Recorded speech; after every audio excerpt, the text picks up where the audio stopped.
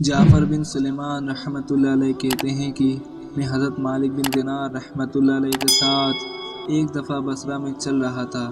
ایک عالیشان محل پر گزر ہوا جس کی تعمیر جاری تھی، اور ایک نوجوان بیٹھا ہوا ہدایت دے رہا تھا کہ یہاں یہ بنے گا، وہاں اس طرح بنے گا۔ مالک بن دینار رحمۃ اللہ علیہ اس نوجوان کو دیکھ کر فرمانے لگے کہ یہ شخص کیسا حسین نوجوان ہے اور کیسی چیز میں پھنس رہا ہے، اس کو اس تعمیر میں کیسا انہماک ہے۔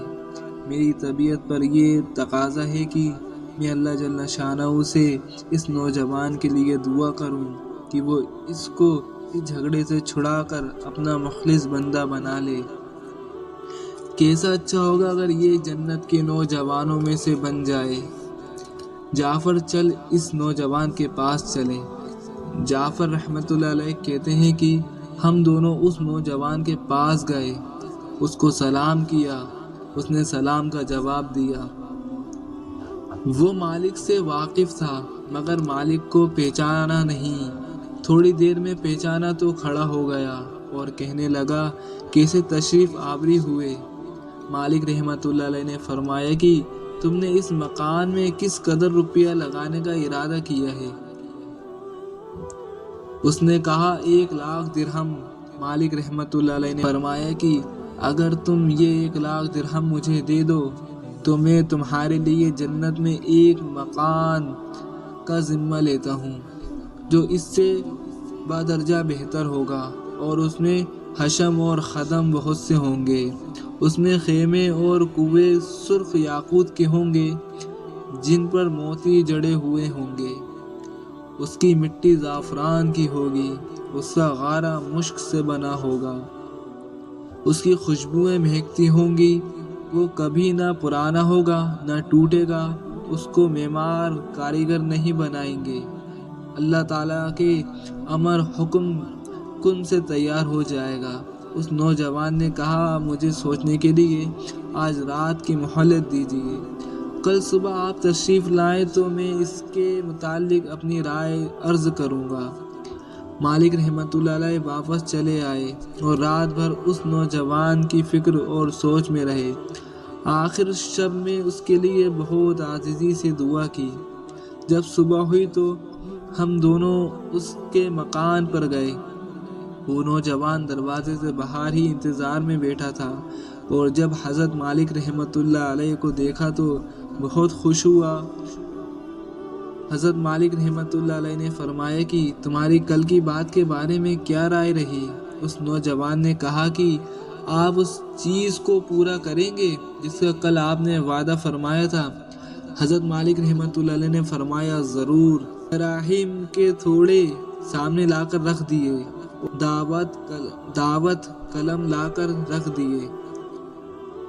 حضرت مالک رحمۃ اللہ علیہ نے ایک پرچہ لکھا جس میں بسم اللہ الرحمن الرحیم کے بعد لکھا کہ یہ اقرار نامہ ہے، مالک بن دینار نے فلاں شخص سے اس کا ذمہ لیا ہے کہ اس کے اس محل کے بدلے میں حق تعالی شانہ کے یہاں اس کو ایسا ایک محل جس کی صفات اوپر بیان کی گئی، جو صفات اس مکان کی اوپر گزری وہ سب لکھنے کے بعد لکھا ملے گا، بلکہ اس سے بھی زیادہ عمدہ اور بہتر، جو عمدہ سائے میں حق تعالی شانہ کے قریب ہوگا۔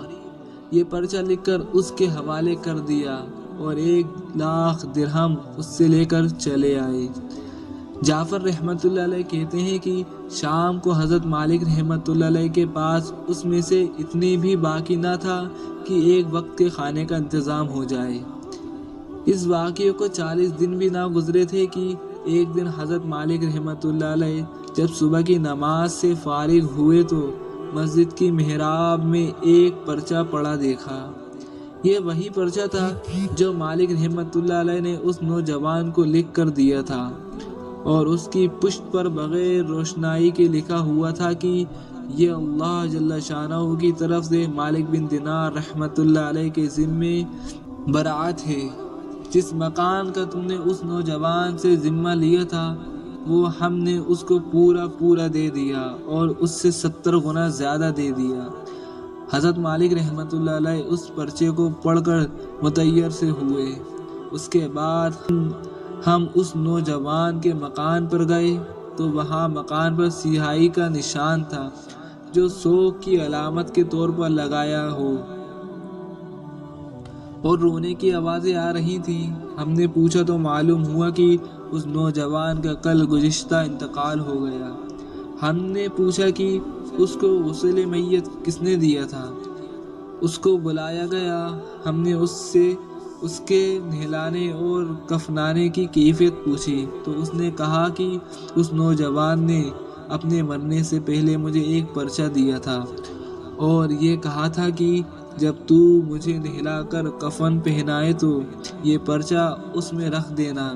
میں نے اس کو نہلایا، کفنایا اور وہ پرچہ اس کے کفن کے اور بدن کے درمیان رکھ دیا۔ حضرت مالک رحمۃ اللہ علیہ نے وہ پرچہ اپنے پاس سے نکال کر اس کو دکھایا۔ وہ کہنے لگا کہ یہ وہی پرچہ ہے، قسم ہے اس ذات کی جس نے اس کو موت دی، یہ پرچہ میں نے خود اس کے کفن کے اندر رکھا تھا۔ یہ منظر دیکھ کر ایک دوسرا نوجوان اٹھا اور کہنے لگا کہ آپ مالک ہیں، آپ مجھ سے 2 لاکھ درہم لے لیجئے اور مجھے بھی پرچہ لکھ دیجئے۔ حضرت مالک رحمۃ اللہ علیہ نے فرمایا کہ وہ بات دور چلی گئی، اب نہیں ہو سکتا، اللہ جل شانہ جو چاہتا ہے وہ کرتا ہے۔ اس کے بعد جب بھی مالک رحمۃ اللہ علیہ اس نوجوان کا ذکر فرماتے تو رونے لگتے اور اس کے لیے دعا کرتے تھے۔ بزرگوں کو اس قسم کے واقعات بہت کثرت سے پیش آتے ہیں کہ جوش میں کوئی بات زبان سے نکل گئی، حق تعالی شانہ اس کو اسی طرح پورا فرماتے ہیں۔